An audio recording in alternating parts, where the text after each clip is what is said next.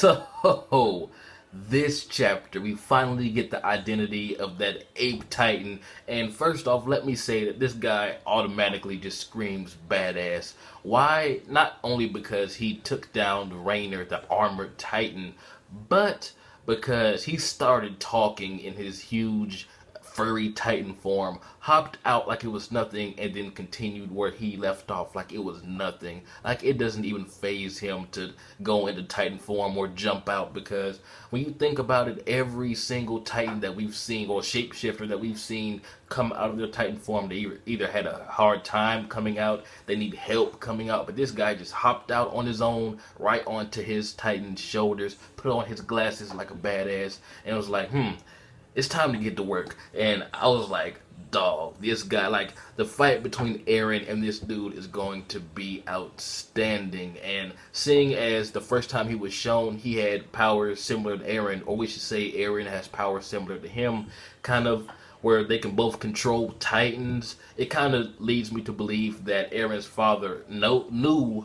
exactly who this guy is. And speaking of Eren's father, his glasses look just like Eren's dad, but that's obviously not him. I may be reading too much into it, but tell me what you guys think about that. But man, I wish we could have seen that fight. I want to see exactly what this ape titan can do besides just swing his big monkey arms around. Although, you know, granted, as big as he is, that should be enough to take out anything. But I would like to believe that since he's the strongest titan, so this chapter claims that he has some extra abilities as well. But dang, it was just so epic seeing this dude after so many chapters. I honestly forgot about him for a little while. But I don't know what it is about that guy. He just looked so badass. Just the fact that he hopped out the titan like it was nothing. It obviously did not faze him.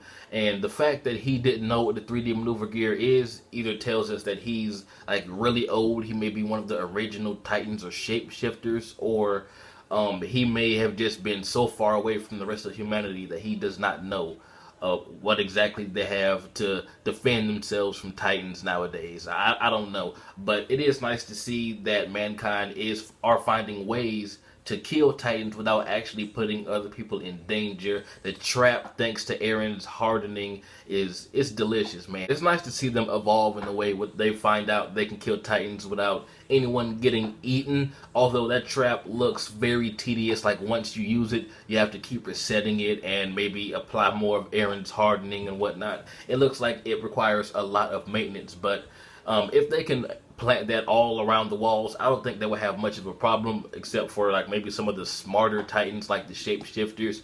But we can already tell that the hardening is putting a toll on Eren. This dude is coughing up blood, and it's nice to see that he's getting his titan form down packed. Next thing is being able to control the titans. That's going to be epic once he gets that down, because in my opinion, it's about time Eren's able to control his titan form, because like ever since it was first shown in the first few episodes or chapters, he's been going crazy up until some of the most recent ones. So it's about that time, man. It's Eren's power. Let him use it. And am I the only one that loved that scene where Mikasa showed up in front of Historia's like, nah, bitch, my man is tired, I'll take his load?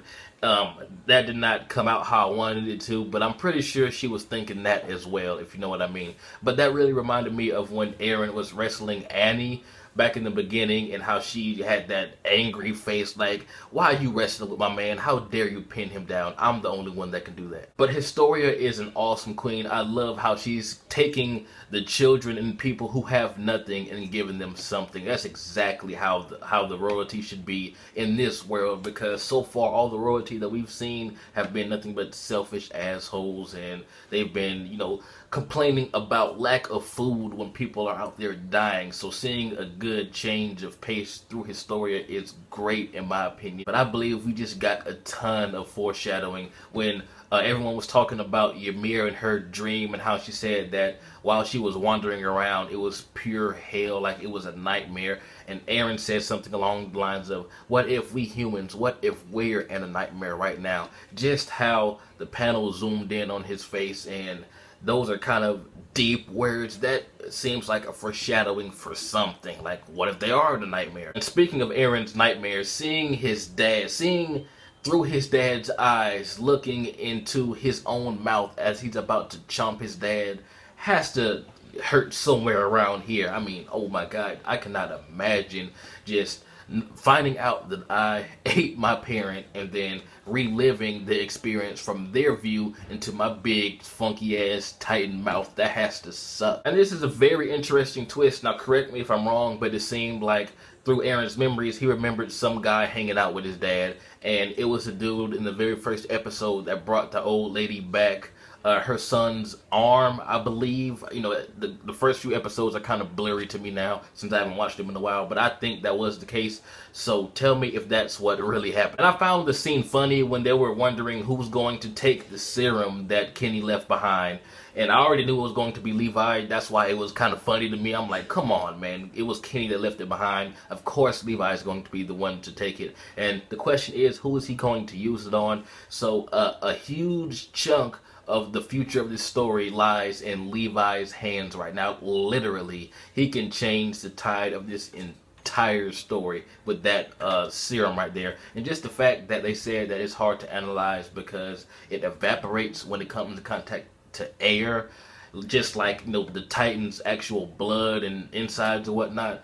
I have a feeling it's a mixture between like Titan blood and maybe human blood. What if it's that simple? But yes, Eren is back. And what I mean by that is not the bitchy, oh eat me, I'm tired of living, this power's not mine Eren, but the I must kill the Titans Eren is back. I just love how he says that I'm going to kill Rainer and Bertolt, and then Historia said, you're going to kill them, and he says, I'm going to fucking kill them. I forgot to mention that Rainer and the Ape Titan dude were obviously fighting over what they're going to do next. Rainer wanted to get Annie back. The Ape Titan dude wanted to go ahead and fuck shit up. And with that being said, I totally forgot about Annie. I believe she's going to be a very valuable help towards Eren's side, not the shapeshifter side, once she gets uncrystallized. The reason I say that is because, like, she actually did seem like she was giving in to, like, the whole friendship camaraderie thing at one point, and she did seem to have a thing for Armin. She spared his life on more than one occasion and pretty much said, I'm sorry, Armin, before she revealed herself to be the female Titan. What Armin needs to do is go in that chamber with the crystal and just tell her, hey, I'll give you some of this Armin D if you help us out. But tell me what you guys thought about this chapter. It has me hyped. Like, there are so many good things going on manga related today. Like, I'm just about to shoot videos out over and over. But tell me what you guys think. This has been jbDAuchiha. Like, comment, subscribe, and I'm out.